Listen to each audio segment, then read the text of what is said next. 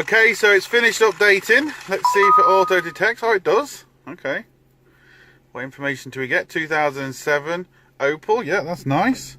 So that's correct. It's going to do its health check scan now.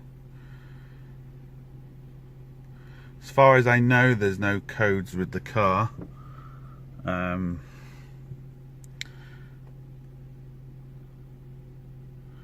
He wanted to also know, if it gave you what information it gave, and as you can see, it gives us the VIN number, it gives us the year, it gives us a Corsa D, also gives us the engine type, which is really, really handy, especially if you're ordering parts. So it does give you some information there, Simon. We'll go through, obviously, other things with it as well. So let it go through its health report.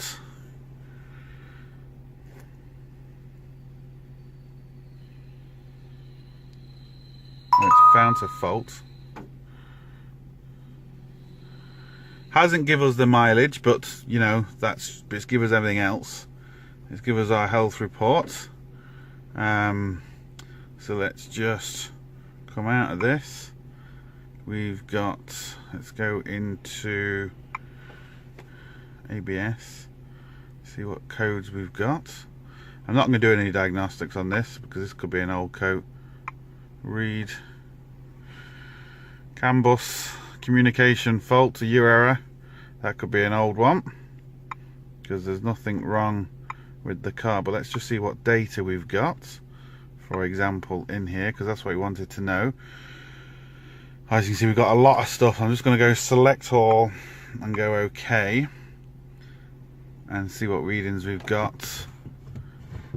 Press the brake, yeah, brake light switch. You can see there I'm pressing the brake, active and stuff. Wheel speed sensor, system voltage, which is handy. Let me just go out of this, because what we can actually do, if I go to unselect, let me select the wheel sensors and then graph them and see what they look like. Now this is typical because I've got the actual thing I was just about to say. I've got it perfect, not moving, and of course as soon as I said that, it moves. Let me just go into reverse, sure there's nothing behind me, and see. There we go, it's reading. I'm only going to be able to go forward and backwards because I'm holding everything. So let me just go combined and select them all, and we can actually graph them now. And there we go. Hold that forward. Oh. This is so awkward. I'm going to be careful I don't run over John now. There we go. You get the idea. I'm really struggling to do this on my own, but you get the idea. So yeah, we got a lot of good information in there. So let's just go out and see. What he also wanted to know is the information. What information do we get? And here we go. That's fantastic. That's also what I wanted to know. Do we get the part number for the modules and stuff like that? And we do, as we can see. We got the system. It's a Bosch. We've got the codes. What else we got here? ECU address. Yeah, as you can see, you really do get a lot of data. Depending on what you want to do with that is obviously up to yourself, but you do get a lot of data for the module. That's another thing he was asking about. So let's go into our SRS, and again let's see what information we get about that. And again we get the part number, the identification code, product data, system information. Yeah, again the address in the ECU. Get an awful lot of information there, handy for if you're replacing parts or having to get second-hand modules and stuff like that. Wrong immobilizer. Again, I say that's an old code because there is nothing wrong with this. What do we have on the old data stream of this? Just have the resistance. So let's just go to select all, and again we can read the resist. This is really, really handy if you've got an airbag fault. As you can see, these are all more or less within the same kind of spec. Let's see, we had one that was reading 0 or I'm not sure on this particular system, maybe 10 ohms is basically an open circuit. That's what it is on most of them. So if you're reading, say, 10 ohms on one, you know, and if it's the driver's side airbag, or, you know, the curtain bag, or whichever passenger seat, but whichever one it happens to be, you know, you can go straight towards that problem and see if you've got a broken wire, or test the actual airbag to see if it is open circuit or anything like that. So again, this information here is just fantastic, and it's all on a nice screen. So you got some good information there. I think that's all we really had. So let me just go back out, and what we'll do is we'll go into a few more checks, and I'll get this set up a bit better. So what we can quickly do is go into it manually.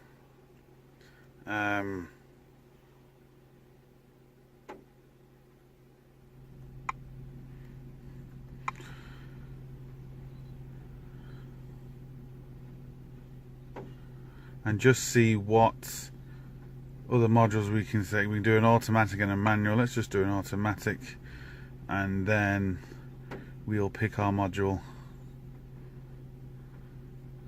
Again, all that good information there, chassis number, engine code, and all that. And that's another good thing. What you can do with this, you just press a screenshot button here, and that's just took a screenshot of all that information, so you've actually got it. See, we can do a health report, system scan, or manual select. So we can essentially select each part we want and go into it, depending on what car it is, depending on what module, because, you know, more cars have more modules and all that sort of stuff. But again, look, here's all the information, software version. So if there's an update for it, you can see what software you've got. So let's say if it's not up to date or anything like that, you know, all that information is there and is fantastic, and it's just there with a touch of a button. So I hope this is helping you, Simon. I know it's not maybe on the exact car you need, but you certainly get the idea.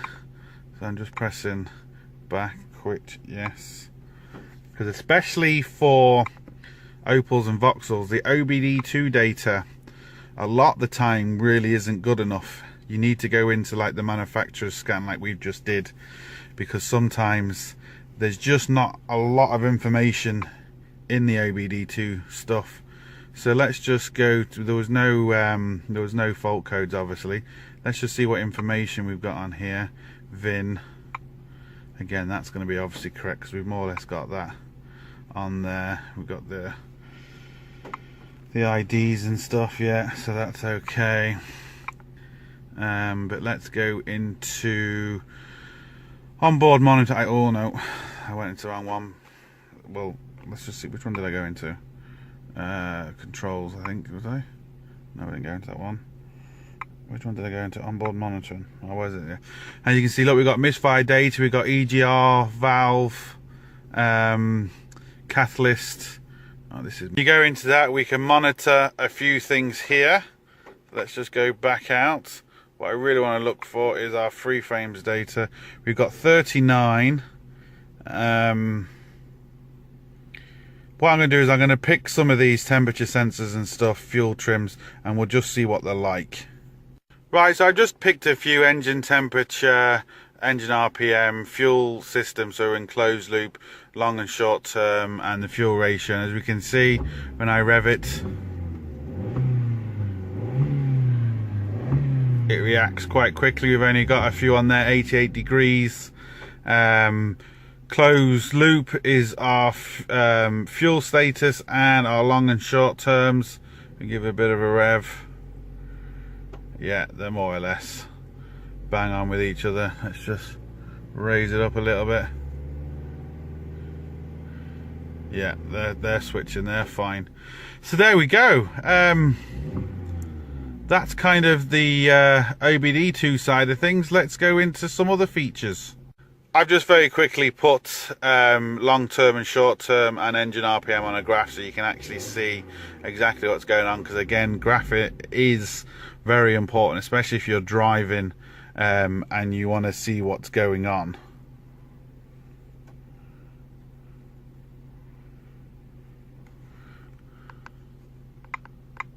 Into our reset function, obviously we haven't got a brake light or the button handbrake. This doesn't need a battery light reset. It doesn't need injectors coding, doesn't obviously have DPFs. There's nothing we can really do here with this particular car. Right, so like I said, the only thing we can really do is the oil reset. Let's see what we can actually do. Select the car.